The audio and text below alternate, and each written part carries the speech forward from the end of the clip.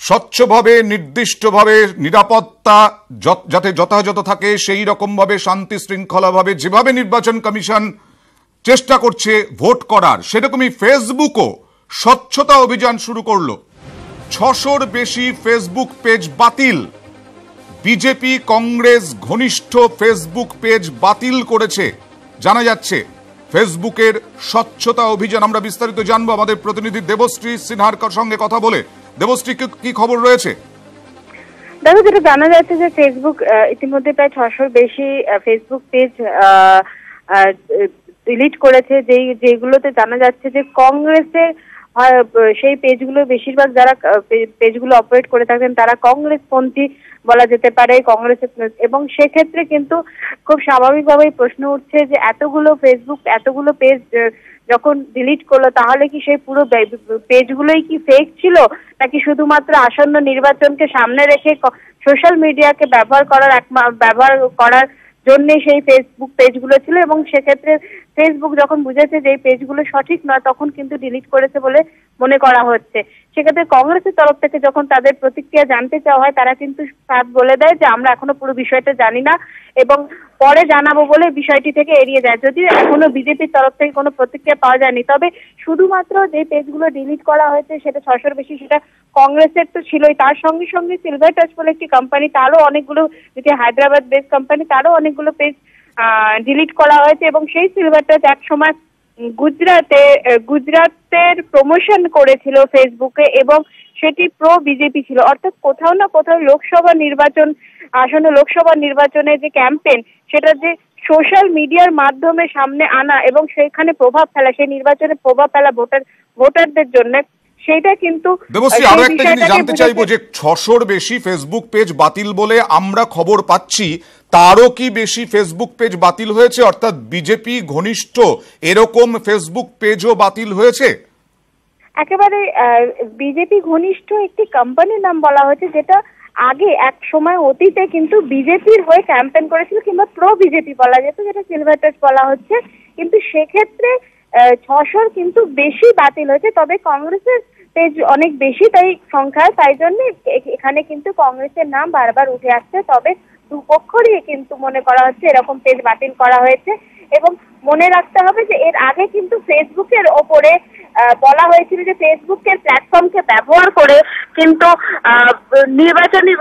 ফেসবুকের প্ল্যাটফর্মকে ব্যবহার করে নির্বাচনে কিন্তু তার উপর প্রভাব ফেলা হয়েছে অতীতে। এবং শুধুমাত্র এদেশে না, দেশের বাইরেও হয়েছে। সেই নিয়ে অনেকবারই ফেসবুককে কিন্তু জুরিদের সামনে যেতে হয়েছে। তাই জন্যই মনে করা হচ্ছে ফেসবুক কিন্তু এইবার যখন ভারতবর্ষে নির্বাচন হতে চলেছে সেই বিষয়ে কিন্তু রীতিমতন নিজেদের দিককে ঠিক রাখার জন্য কিন্তু এইরকম পদক্ষেপ নিয়েছে। ধন্যবাদ দেবশ্রী। আমরা কথা বলবো সাইবার বিশেষজ্ঞ সৌম্যজিৎ রাহার সঙ্গে। সৌম্যজিৎ, আপনাকে নিউজ 18 বাংলায় জানাই স্বাগত। ফেসবুকের পেজগুলো কতটা ভয়াবহ ছিল রাজনৈতিক ভাবে এই মুহূর্তে, ভোটের মুহূর্তে? ফেসবুকের পেজগুলো নিয়ে আমরা উদ্বেগ প্রকাশও করতে দেখেছি বিভিন্ন মহলকে। এই ফেসবুকের যে অভিযান, স্বচ্ছতা অভিযান, তা কতটা সদর্থক হতে পারে বলে আপনার মনে হয়? এক জিনিস হচ্ছে যে আমরা এটা দেখেছি আগেও বেশ কিছু জায়গায় হচ্ছে বিভিন্ন রকম হচ্ছে পোস্ট ভাইরাল হয়, বিভিন্ন অ্যাকাউন্ট গুলো হয়তো ফেক অ্যাকাউন্ট হয়। আমরা ইদানিংকালে বিগত মার্চ মাসেও দেখেছি ফেসবুক বিভিন্ন ফেক অ্যাকাউন্ট ডিলিট করেছে, যেগুলো হচ্ছে হেট এবং পলিটিক্যাল ডিভিশন ইউকে বা রোমানিয়াতে তৈরি করছিল। তো এখানে সেই জায়গায় দাঁড়িয়ে ইলেকশনের সামনে রেখে ইলেকশন কমিশনের যেসব গাইডলাইন্স হচ্ছে, ইসিআই গাইডলাইন্স মেনে ফেসবুকের ক্ষেত্রে বিভিন্ন রকম হচ্ছে ফেসবুকও সেগুলো অবভিয়াসলি ফলো করছে।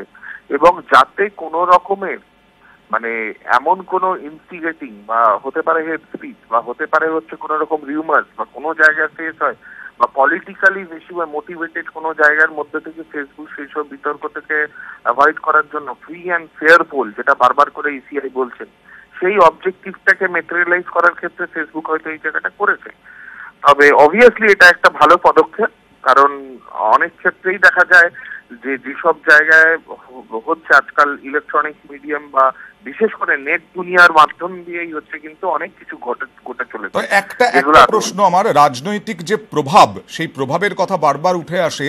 এখন আপাতত ভাবে যে কথাটা উঠে আসছে তাতে হচ্ছে কংগ্রেসের 600-রও বেশি ফেসবুক পেজ বাতিল করলো এবং ফেসবুক ডিলিট করলো, এবং তার সঙ্গে বিজেপি ঘনিষ্ঠ কিছু পেজও ডিলিট করা হয়েছে। কোথাও কি প্রভাব খাটানোরও কোনো বিষয় রয়েছে ফেসবুকের ওপরে? দেখুন, এটা যদি সিঙ্গেল কোনো পলিটিক্যাল পার্টির দিকে ডাইরেক্টেড থাকতো তাহলে হয়তো এই কথাটা খুব জাস্টিফাই করে বলা যেত যে এটা পলিটিক্যালি মোটিভেটেড হয়েছে। কিন্তু যখন দেখা যাচ্ছে যে দুটো মানে অল ইন্ডিয়া লেভেলের হচ্ছে মেইন দুটো পলিটিক্যাল পাওয়ার, তাদের ফেসবুক গুলো যখন ডিলিট করা হচ্ছে, এটা কিন্তু একটা ফেসবুকের বেশ কিছুদিনের দীর্ঘদিনের পলিসি, মানে রিসেন্ট পাস থেকে একটা পলিসির থেকে, কারণ ফেসবুক যেই সব পেজ অ্যাকাউন্ট গুলো থেকে বিভিন্ন রকম আর্টিকেল বা ভিডিওস বা মেমেস ছড়ায়, যেগুলোর থেকে হেড বা পলিটিক্যাল ডিভিশন ক্রিয়েট করে, সেইগুলোর ক্ষেত্রে ফেসবুকের কিন্তু একটা পলিসি নেওয়া হয়েছে।